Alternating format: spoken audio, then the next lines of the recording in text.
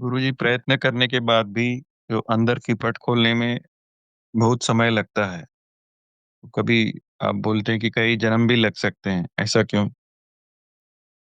ऐसा ये तो अनंत यात्रा है भाई। मैं तो एक कथा आपको पहले भी सुनाई थी, फिर से सुना देता हूँ। नारद मुनि एक जंगल में जा रहे थे। एक ऋषि महात्मा उन्हें मिले। ऋषि पूछे कि आप परमात्मा के पास जा रहे हो, परमात्मा से पूछना कि मेरे को कब आप परमात्मा के दर्शन होंगे।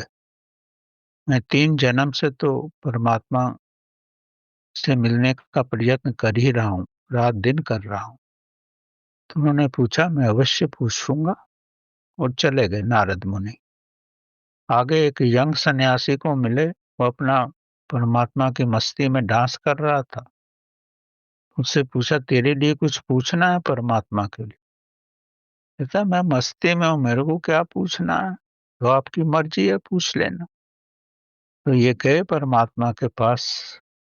और 2-4 दिन में जब वापिस आए तो पहले इस ऋषि से मिले। और ऋषि से बोले कि मैं परमात्मा से पूछा। परमात्मा बोले कि ऋषि को बोलना कि 3 जन्म और लगेंगे अगर इसी तरह साधना करता रहा तो। वो बोलते, 3 जन्म मैं लगा चुका हूँ, 3 जन्म और? मेरे को नहीं चाहिए परमात्मा, सब फेंक करके भाग गया। मतलब वो एक व्यापार कर रहा था कि मैं कितना जन्म लगाऊंगा और मुझे को परमात्मा मिले। परमात्मा कोई बिजनेस और व्यापार नहीं है, वो लगाव और प्रेम है। फिर दूसरे यंग साधु के पास गए। वो तो अपना डांस कर रहा था। तो उसको बोला कि परमात्मा ने तेरे प्रति बोला है कि जितना इस पेड़ पे पत्ते हैं इतने जन्म लेगा तो ही परमात्मा मिलेगा। कहता है, बस इस संसार में तो बहुत पत्ते हैं, परमात्मा तो बड़ा दयालु है, ये इसमें 2 लाख पत्तों के बाद मेरे को जन्म परमात्मा मिल जाएगा, तो कुछ भी नहीं है। तो परमात्मा उसको तभी मिल गए। तो प्रश्न ये है कि आपकी दृष्टि कैसी है? आप परमात्मा की मस्ती में हो तो परमात्मा कभी भी मिल सकता है। आप अगर समय ही काउंट करते रहो तो कुछ नहीं हो।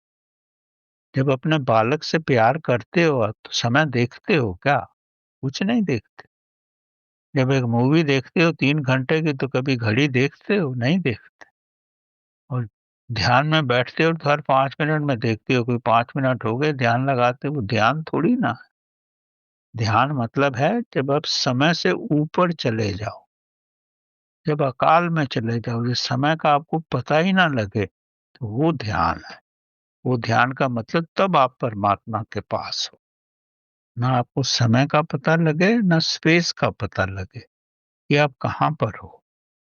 उस अवस्था में आओगे तो वही परमात्मा की अवस्था है। बड़ा साधारण है। Go beyond time and space. अकाल में चले जाओ। जब अकाल में चले जाओगे तो वहां आपका ना कोई श्वास है, ना आपका शरीर है, सिर्फ आपकी आत्मा है, और आप आत्मा के साथ हो।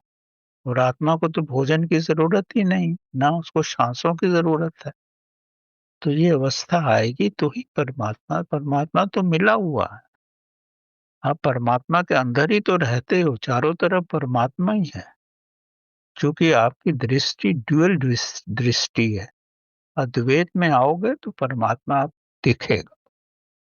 आप दोनों आंखों से देखते हो, परमात्मा नहीं दिखता। बीच की आंख से देखो, स्थित प्रज्ञ होके देखो, तो परमात्मा दिखेगा। परमात्मा कोई व्यवसाय नहीं है, ये लगाव और प्रेम है।